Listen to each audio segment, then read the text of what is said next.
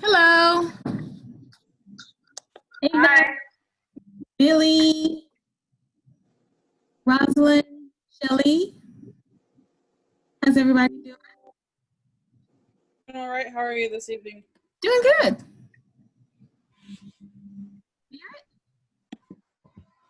Hey, Charlton, Abby. Hello. Yes. Good evening.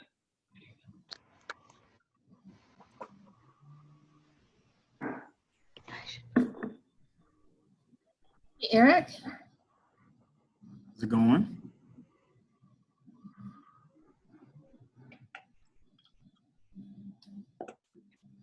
A couple of minutes to get in.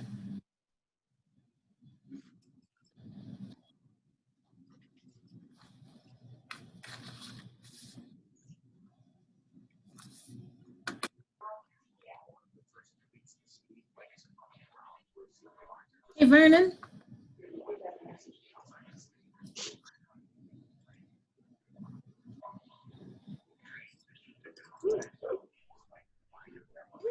I hear a dog. Hey, Robin and Chip. Hello. Silas is with us today. Hey.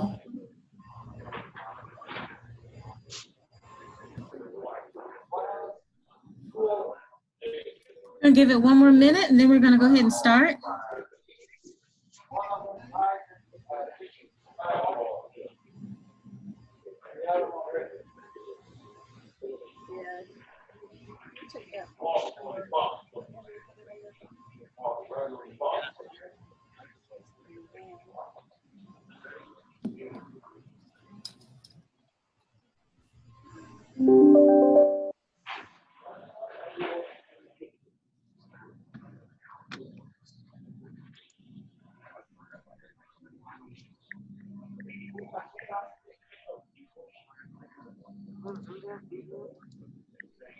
Hey, Barton.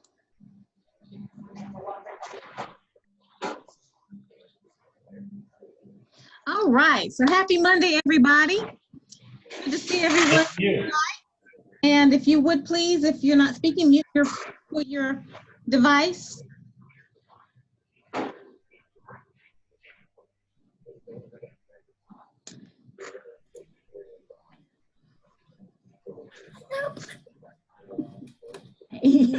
Tanisha. I see Ebba. I'm sorry. Hey, Tanisha. Hello. I got to mute now. She's making me mute. Okay, I'll talk to you later. All right. So is somebody still on? All right, my bad. How you doing? No, I'm good. I'm good. Hey, let me get them four big brims. Yeah. Okay, got it. That was Vernon. All right. Hey, Twyla. How are you? Doing good. Good to see you. Love your picture. So, Yeah. welcome everybody. Wish you a happy Monday today. And we have a really, really cool experience today. And we are talking about the COMET experience. Our presentations will cover how to start planning your trips and resources that are available to you. We're going to talk a little bit about fares and passes and a peek behind the COMET experience, where we're talking about planning and development, how we determine what routes are where and different things like that. And also how we keep track of our customers' experience and how we go about contract compliance.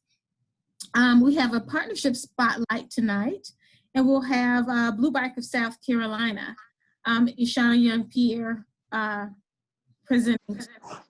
So first, we're going to start with Alexis, better known as Lexi Feliciano.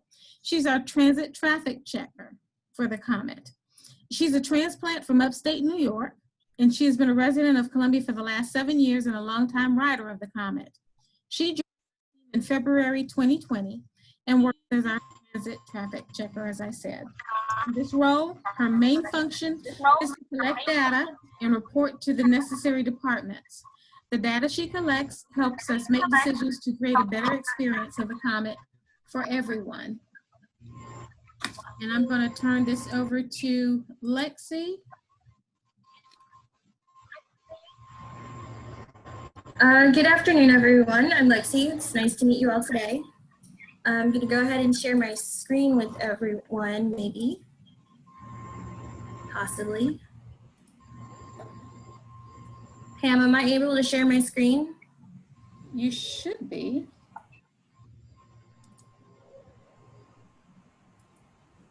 Okay, try again. Perfect. Thank you. Mhm. All right. All right, so today we're going to talk about how to ride the Comet. And there's 3 parts to that. First is going to be planning your trip, knowing what resources you have, and our COMET app. So located on the app and also on our website, we have a trip planner. And what this does is you can put in where you are, where you're going, and what day you're riding. And this will help you find the buses that are closest to you, what times they run, and how to get from basically from point A to point B.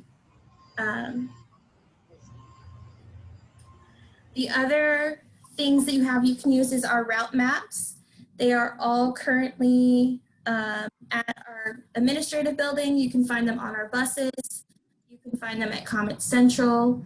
And basically this lets you know what times the buses run on which days. It gives you a map of the buses. It also gives you information on fares and pass information. We also have our DART service, and this is called our Dial a Ride Transit.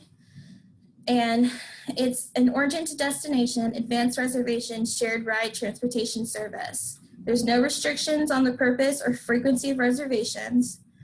It helps riders going in the same direction, and they are grouped together to share rides. Each is equipped with wheelchair lifts and can accommodate 4 wheelchairs.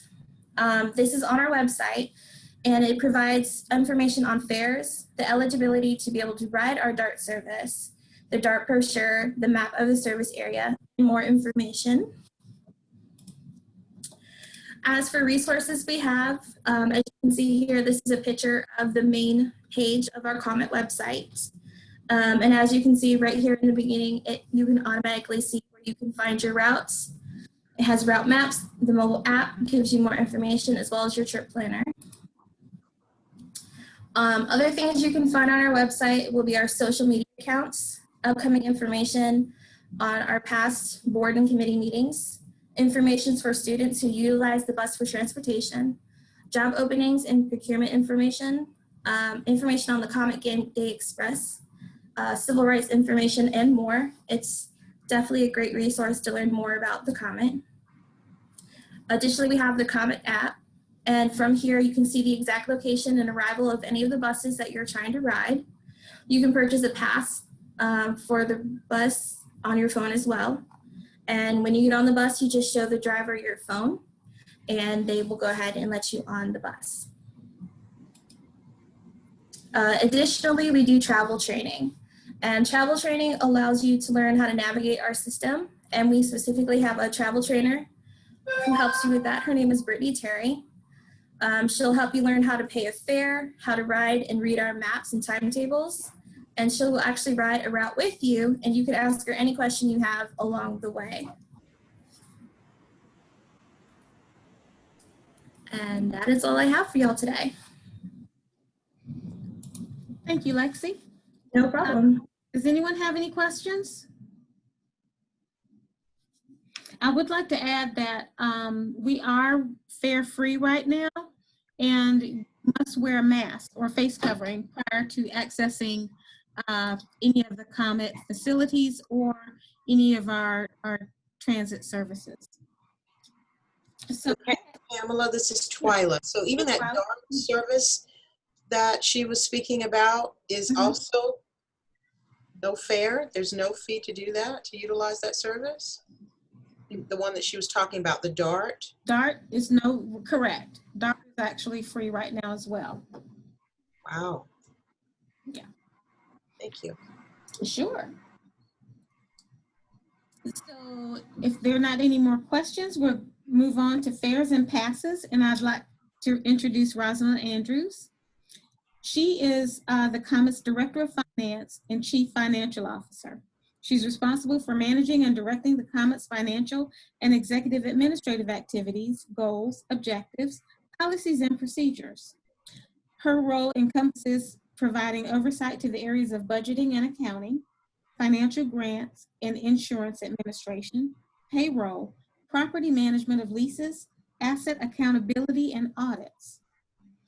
Rosalind joined the COMET in 2003 as a staff accountant, and she was previously a CBIC project supervisor with Blue Cross Blue Shield. She holds a Master of Science degree in accounting from Strayer University and a Bachelor of Science degree in accounting from Arcadia University. I am pleased to present to you Rosalind Andrews to talk about fares and passes.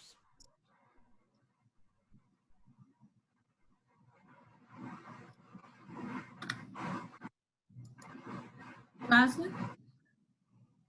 I'm here. Can everybody hear me? No, we couldn't hear you just now. Go ahead. Hear me now? We can hear you now. Yeah, we can hear you. Okay. Well, hello. As she said, I'm Rosalind Andrews. I am Director of Finance and CFO here at the COMET, which entails managing how we spend our money, managing where the money comes from, and making sure anything money related makes sense. So as I'm here to talk to you guys about fares, I'm going to go to our screen. Unlike Lexi, I didn't do a nice little presentation, but I have our website is where I'm going to direct you to. So Pam, am I able to go ahead and just do my screen? Yes. There you go. Okay. So when you come to the easiest way or the most effective way to find out everything you need to know about the COMET is through our website. So again, here's our website, catchthecomet@c.gov, or you can also type in catchthecomet.org and it will redirect you here. For all of your fare needs, there's a section here for fare info. Even if you miss it and you scroll down, there's a second section here, fare info.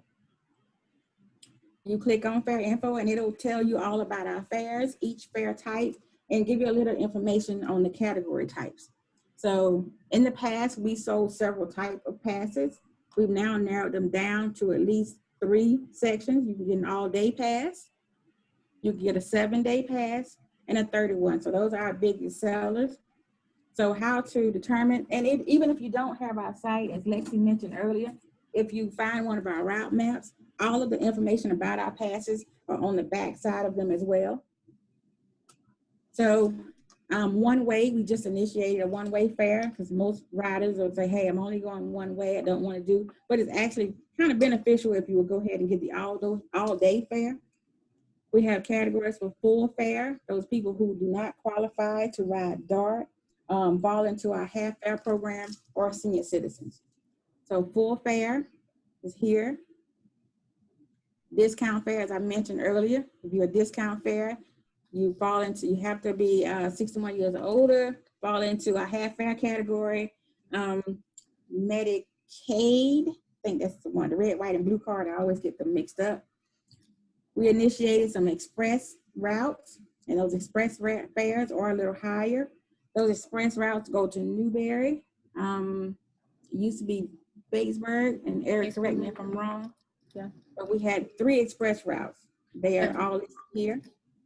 So again, here's the cost for each. We went as far as say to break it down to what your per day cost would be if you chose those routes to ride. Your fares or your ticket purchases come with what we call free transfer. So you can go from one bus to the next by just swiping your card. But if you were one of those riders who got onto what we call our regular routes, our fixed routes, and you wanted to jump over to one of our express routes, you would pay an upcharge fee. Here's your upcharge fee here. I heard someone ask earlier about our DART. Because we are currently free and we were free longer than a temporary period, whatever we do, if we'd just been free for like 30 days, then DART would have continued to pay. But because we are free for an extended period of time, whatever we do for fixed route, we can't charge more than 50% of that for the DART ride. So free times 50% is free. So yes, DART, all of our services are free currently. We also have what's called a class pass. A class pass covers up to 5 adults and 40 students. Here's what we call our, we'll get into that later, but we have a half fare ID program. On DART, you can get a PCA, which is a personal care assistant. We are also coming up with what we have called COMET cards, and COMET cards are just like a Kicker brand credit card. We can also upload every fare type onto it. The first fee for it is $2. If you lose your card, you pay $5 and get a new one. The benefit, $5 if you had any rides remaining, we can transfer them over. But if you had no rides remaining, then just, me being cheap, just buy your new card.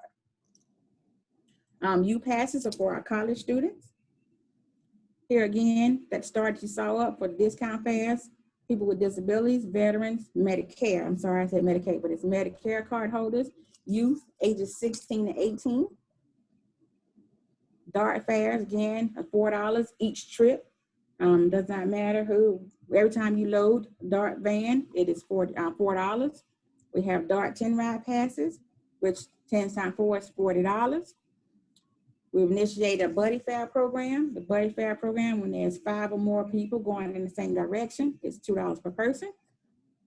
Our passes can be bought at COMET Central. They can be bought via the app. We have an app called Passport app. You can buy them there. You can also go into Piggly Wiggly stores at Main Street and Divine.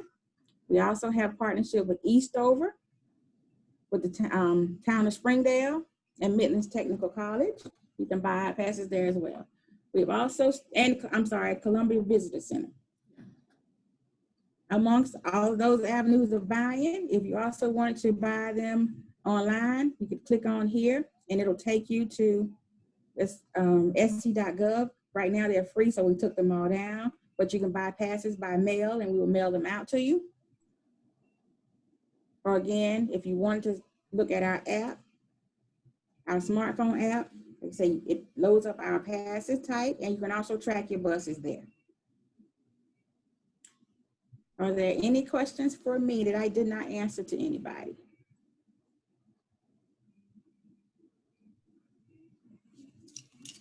Y'all are quiet tonight.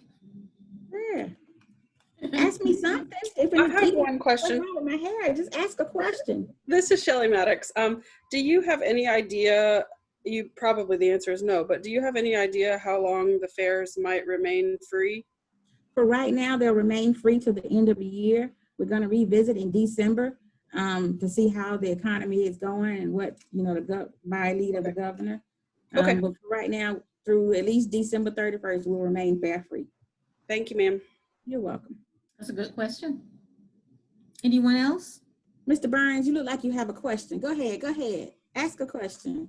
That was going to be my actual question, was on how long the fares are going to be free. So I'm just taking notes. So the question answered. So okay. All right.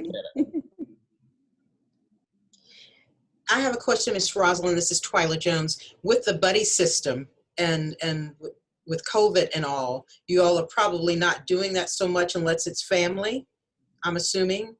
Correct. Strangers. Well, I'm going to say yes and no. So if you're one of the lucky ones and say, hey, I'm making my reservation and I'm making my reservation for 5, while we still have social distances on the bus, if you make your reservation, then we know you have this party of 5 or more, then chances are you'll get that entire bus to you and your party.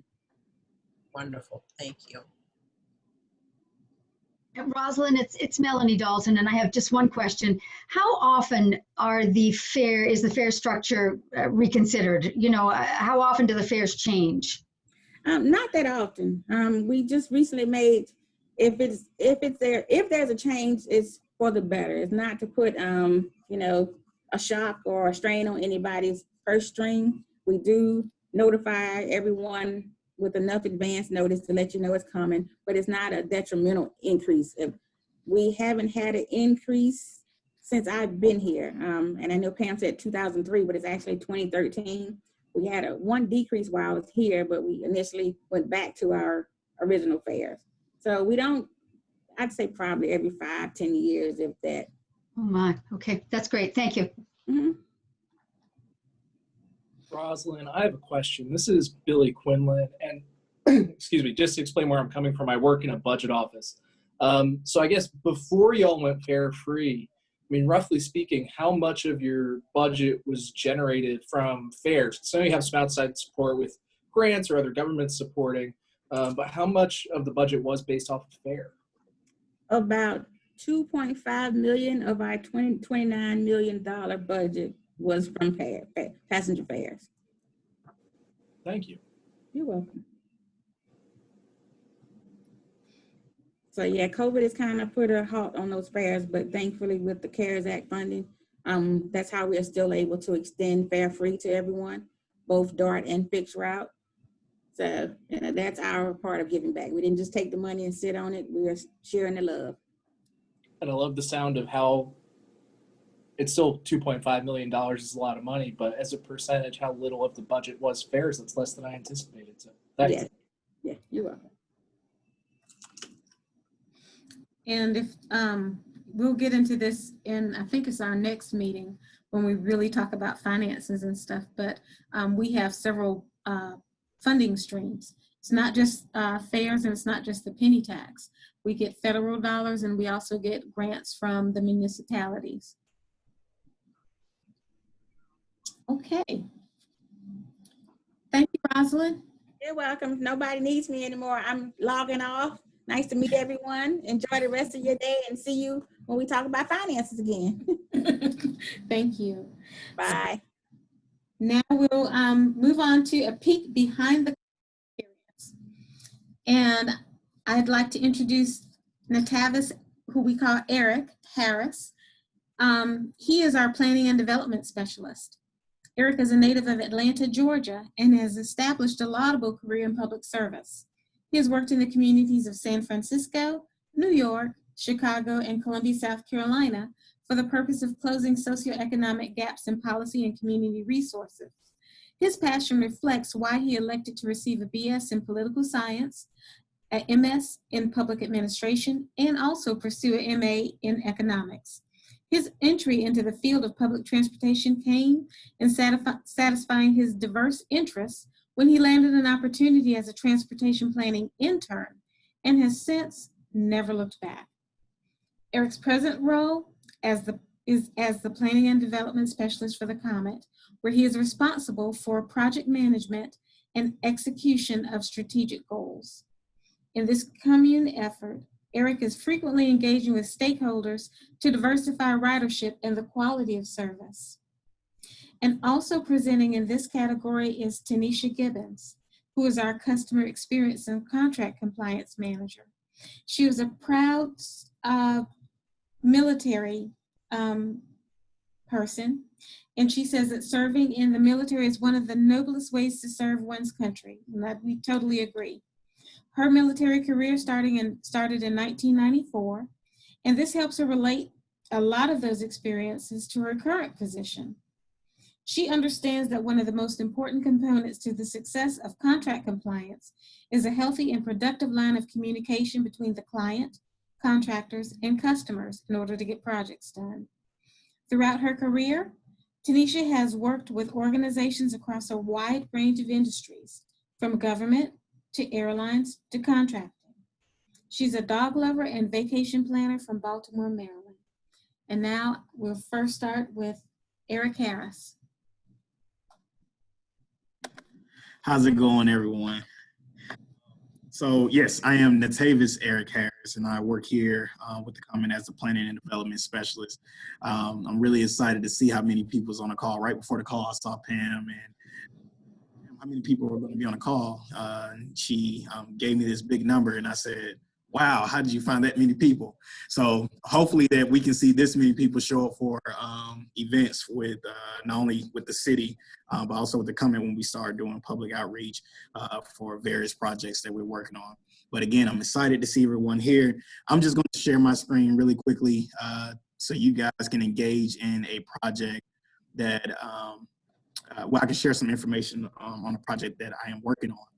But I guess just a little background about my day-to-day. So I focus on developing and maintaining comprehensive plans, strategic plans. Also designing routes, bus stops, placements, and bus shelter placements. So if you ever need a bus shelter, I probably should be careful to just scream it out because I feel like my email will be flooded. But if you ever feel like there's a shelter that needs to be placed at a given bus stop, please feel free to reach out to me, and I can add that to the list to be reviewed. And from there, we'll try to get that procured and reviewed by SCDOT and get that put out for your safety. So those are my main goals. Right now, I think within my role, I want to build diverse ridership in everything that I do. So just as I see Bart here, so you'll be the first to hear this notion, and hopefully I'm not biting off more than I can chew when I say this, but there has been discussion on trying to do this massive project. I'm hoping that it doesn't fall through the cracks of my fingers, but I would love to see more engagement with Blue Bike. Actually, they're here. She's going to present today. But I've been in contact with the city of Raleigh. We've been going back and forth about how can we best utilize that data from the weekend and being able to expand how we look at travel patterns for our bike share program. And so hopefully that can engage our city more to build more complete street projects. Also, we'll be able to I guess we want to add more bus stop connectivity with those points of destinations that people are, I guess, headed towards with those bike share bicycles. So with all that being said, I just want to chime into this presentation. You guys can, be the first to, well, the second. We actually presented last week to City Council to hear about our project with Reimagine the COMET. So once I'm sharing my screen now. And I think also the interesting thing is you'll see how close we are on many different projects and how we all intertwine. Rosalind, she more so, she keeps me grounded in many different ways because she controls the budget. I work really close with Letsy. She's the person that is our traffic checker. Definitely work really closely with Pam as well. And Tanisha, she's almost like my partner in crime here with the COMET. I would like to identify her as the QA specialist for me for all the things that I like to put forth. But here, this is Reimagine the COMET. I feel like it's appropriate to discuss this now, but the COMET system has not been redesigned in the last, 129 years. And the last review of the COMET system was done in 2009. And so what we wanted to do is design a system, again, where we want to address deficiencies in our service, optimize service to be more cost efficient, and align our network strategies with community needs. And that not only is that catering to riders, but also our local public agencies as well. And that goes back to some of those collaboration projects that we can seek going forward. And just to give you an oversight of what that will look like. So looking at ridership goal, this is just a different concept. So we have to break this down in different, I guess in different parts. So when we look at the ridership concept, we are, this is where we find it useful. I think I'm looking at my notes as well. But yeah, so in the ridership concept, by nature, we would increase the frequency of these routes in the areas where people want them the most. But obviously that compromises the outside areas where you're not in this highly dense area, in this highly dense area where you could possibly receive this service. So that's just one alternative. But when we start to look at into the coverage aspect, ridership is more spread out. We want to make sure everyone has a little bit of service, no matter where you're located. So we have the ridership goal, we have the coverage goal. And so when we start to look at this is our existing network. And as you see, we don't have many 15-minute headways. So sometimes you'll wait a little while longer in order to receive service at any given bus stop. But you see a pretty nice mix all over the city. In a coverage network, it's similar to what we already have. And so you can kind of see how things were more so concocted together over the course of years. And what we want to do, again, is find a way to merge, I guess, the three different concepts. So here what we see is the ridership perspective of what we want to create. And from a ridership standpoint, you see more 15-minute headways, but obviously that means that service and throughout the entire city may not always be accessible. So again, we're sorting through this information. We want to present these, present this within the next month or so to the community on our high volume routes and see what type of feedback we receive. But we want to come up with an alternative, again, that fits all the needs and of our ridership. And again, always keeping in mind of the diversifying our future goals and not just sticking into the old ways of doing, I guess, transit service. But again, without further ado, I'd like to, again, bring to your attention Tanisha, the person that is responsible for, again, keeping me in check as I'm coming up with these different plans and I'm doing route designs and coming up with new places to place bus stops or even a bus shelter. She's the person to make sure that our bus stops, they stay clean and we're always in compliance with our contract and also with guidance from CDC during COVID and things of that nature. So I don't want to steal her shine by any means, but I really want to, again, thank you guys for allowing me to speak with you, present this information. And I guess before she comes on, do you have any question for me?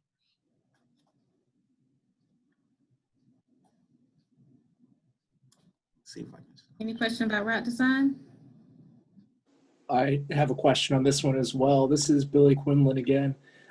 So at the beginning of the presentation, you talked a little bit about, working through that partnership with Blue Bike and trying to grow that. Is there a lot of, from the planning side of your role, are you all in collaboration a lot with the city, county, state about trying to, expand bike and pedestrian infrastructure? Because I see that kind of fitting into this kind of intermodal kind of look that you're talking about. Yeah, so that's really interesting. So I guess to give you one more smidgen of a background about me, and I know Bart, he's here on this call as well, but so he would know. But I used to work for the city of Columbia. I was the bicycle and pedestrian planner. So that, I guess a part of me being the one planner here with the COMET, that's the value add maybe, because I'm still coming from that perspective of understanding the needs of bicycle infrastructure, pedestrian safety projects, complete street projects. So it's one of those things I wanted to hit the ground running. I know we have money invested into different stations across the city, along with Palmetto Health and I believe the city of Columbia as well. So because we have, we're one of the stakeholders, I wanted to see what the value add could be. So I took some of those issues I knew were present at the city of Columbia, and I wanted to say, hey, let's not stop the conversation there. Let's start it back up here because we're all in this together. So I've been trying to, partner as much as I can and offer as much coordination. I know Pam, she plays a huge intricate role with,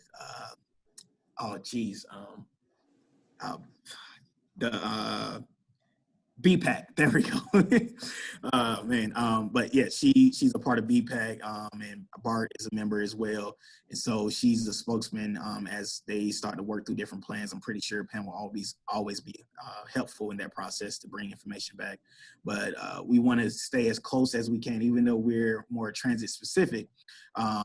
We know that micro-mobility is all up under one umbrella when it comes to accomplishing the goal of making Columbia, I guess, a great city for people to enjoy.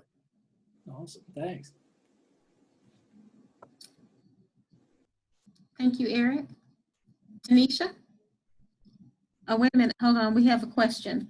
How often is coverage reviewed in order to evaluate expansion? Oh, absolutely. So it's reviewed once per quarter. It's the best way of looking at it. So was it a total 4 times out of the year? And so for what it's worth, what we'll do, and again, if you ever have any feedback, please feel free. I tend to be transparent in where we are and what we need to accomplish in order to, I guess, get your needs met. But within those quarters, I receive a list again of route improvements.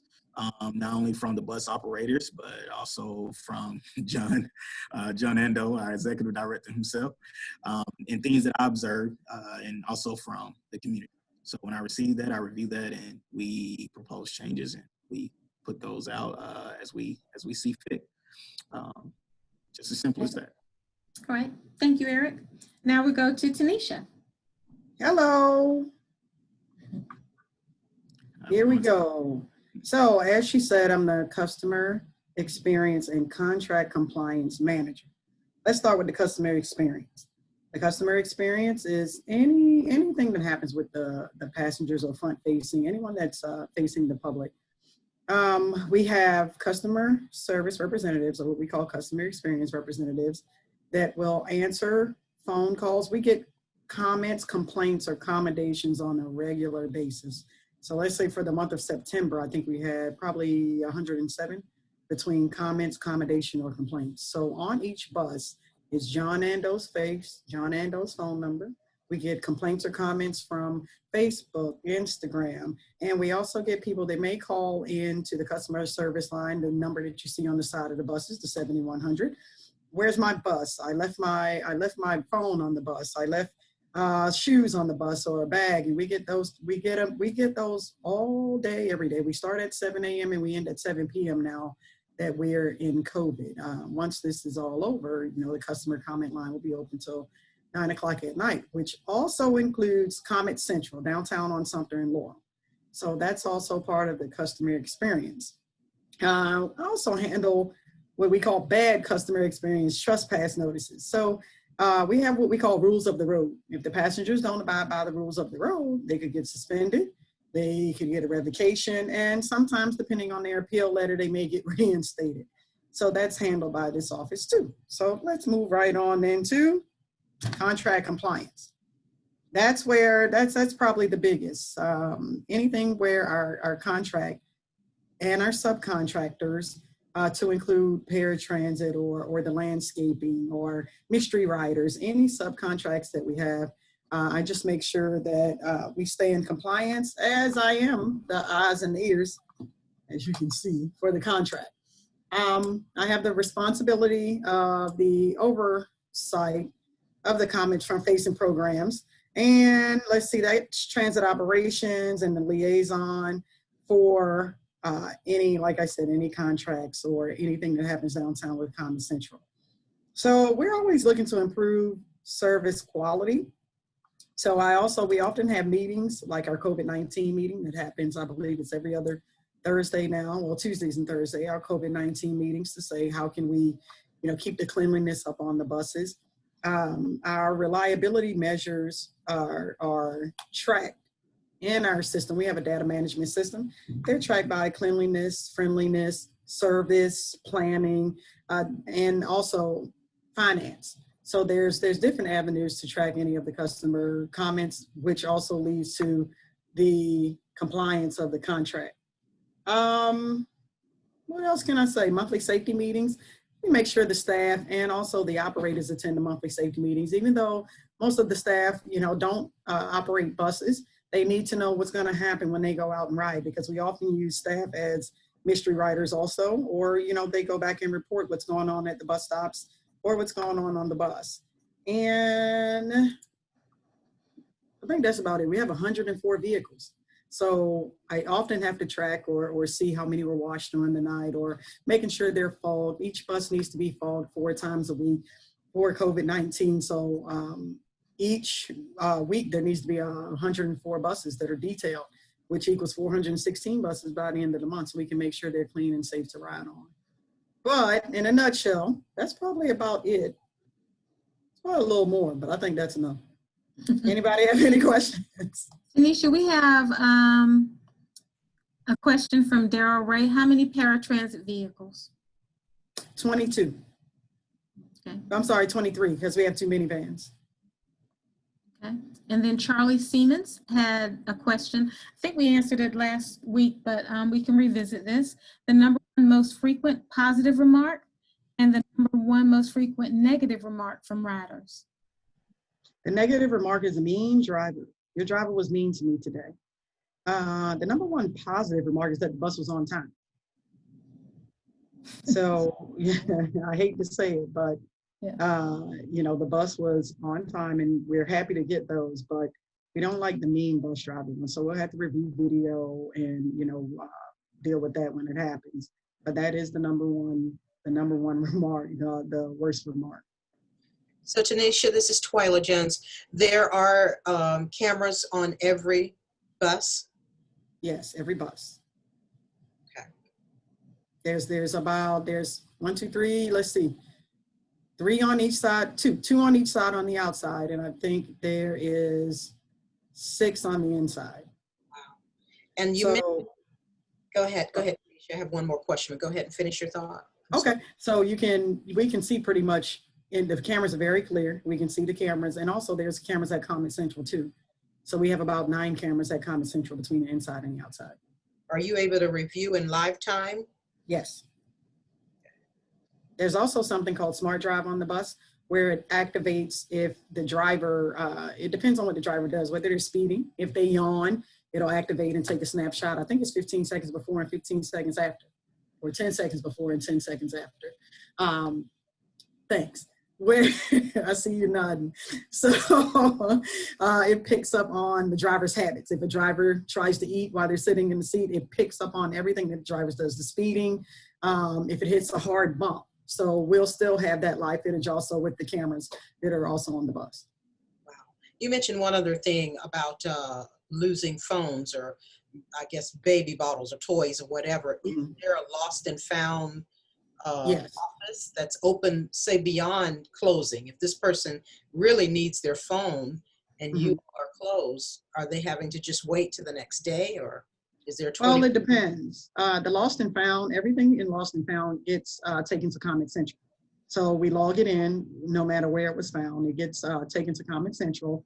And if our COMET Central rep is done for the day, then there's security there until 12 o'clock midnight. So it just depends if the person wants to come the next day and pick it up, or our security can issue it to them. Okay, that's good to know. And we also have supervisors that are there too until about midnight. Okay, good. So if they've got other transportation, they can come and get it. Yes. Okay. The only thing we may not keep at this time, we keep everything for a matter of 30 days.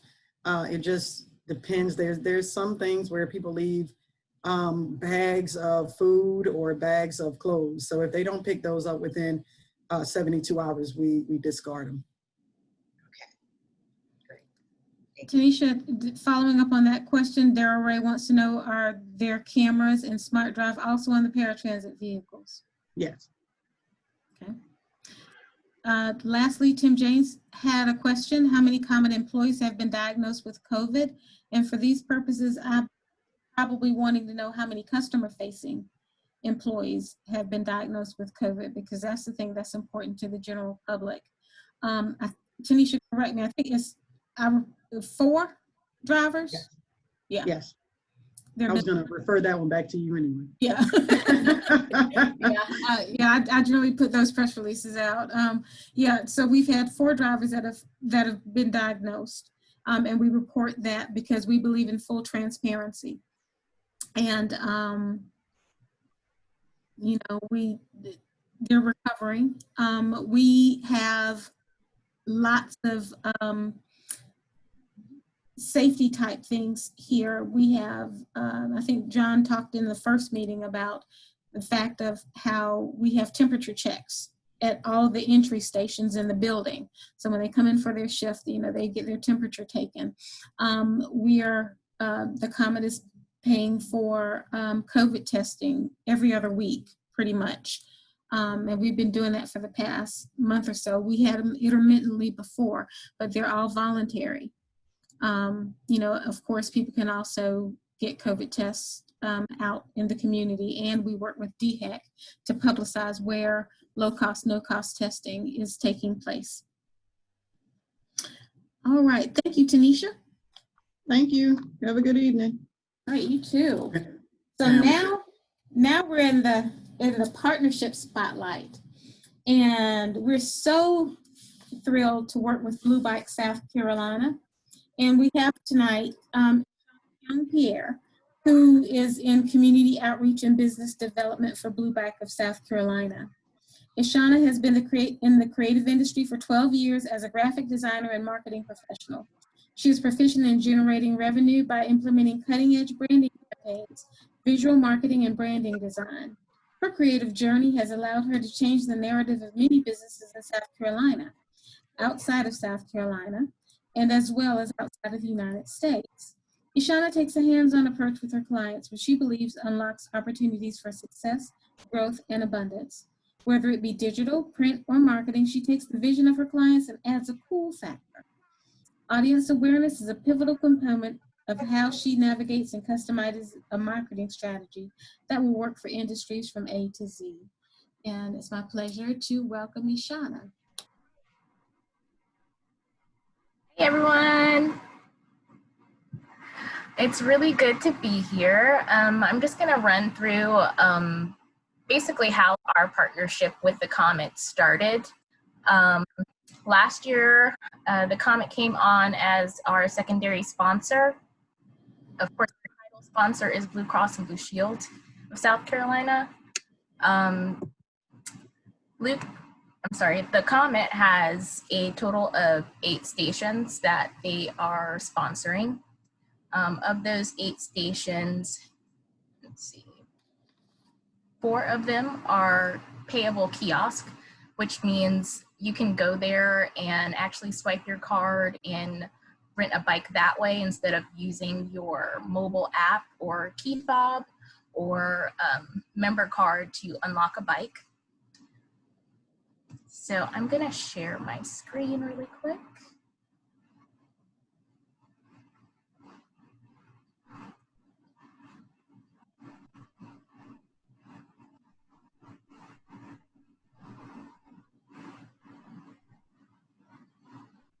All right, so this is just a little bit of footage from last year's press conference. It was really fun to have everyone come out and support the partnership and our expansion.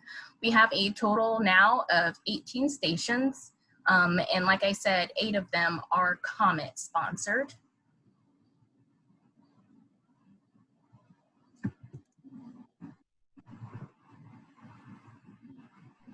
So with that sponsorship, the COMET does have branding rights on those 8 stations. So you'll notice that their stations are very nice and fun and colorful. And this is the one at Segra Park. And here's just another one at Hamilton College. This is actually a pretty big station. It does get a lot of traffic. It's double-sided. With the partnership also, the COMET riders can ride Blue Bike for free. Originally, it was started as a promo code. So basically, a bus rider would ask the bus operator for a Blue Bike code to put into their mobile app to unlock a bike for free, and that would give them a day pass. But a few months into that partnership, I was noticing that a lot of the promo codes were not getting used by some of the bus riders. So I proposed that we start linking possibly the bus card to a bike membership. And a few months later, we now have that capability. So I'd like to go into how you can do that. So in order to link your COMET bus card to a Blue Bike membership, you have to first create an account online. So this cannot be done through the official Blue Bike mobile app. This has to be done on our website. You can do it on your phone, but you'll have to do it through your phone's browser, Safari, Google Chrome. So once you do that, you can go to any of our payable kiosks. We have a total of 6 of them. And when you walk up to the kiosk, you'll see this welcome screen. You will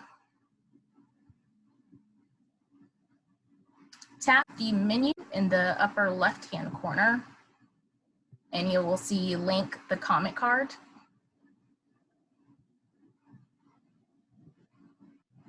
At that point, you will enter your account information, whatever email and password that you used to sign up online.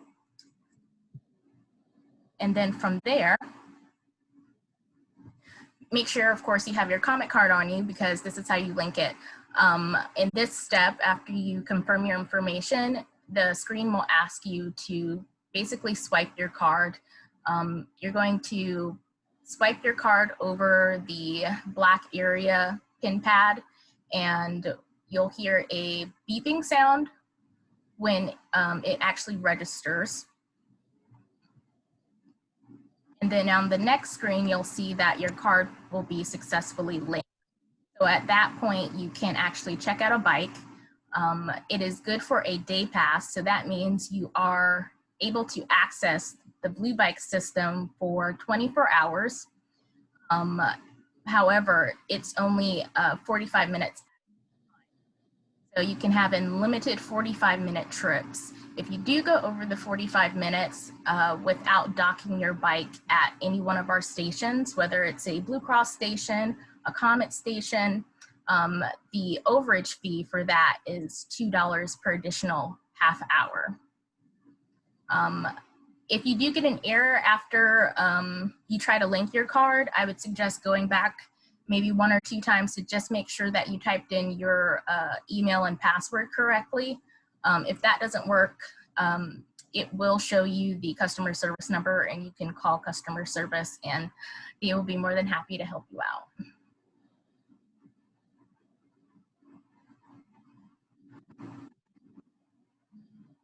And that's it for me. Does anyone have any questions?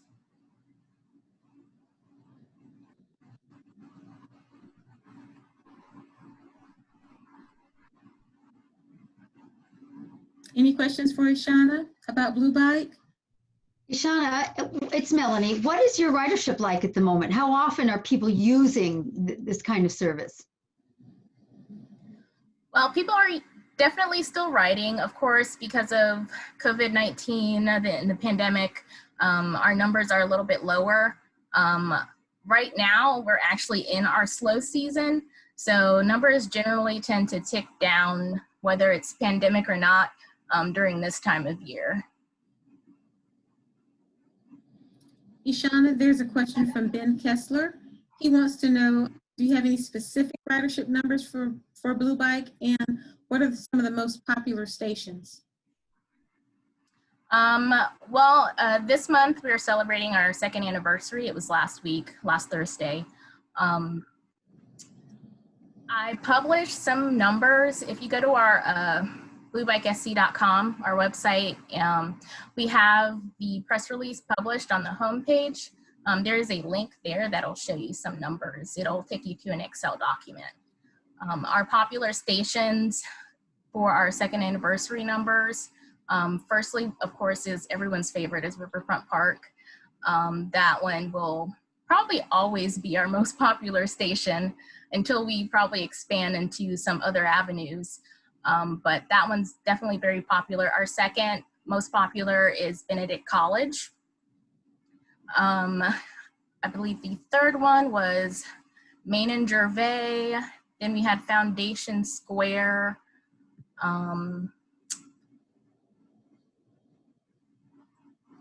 But those are published on the website. You can go and see them for yourself.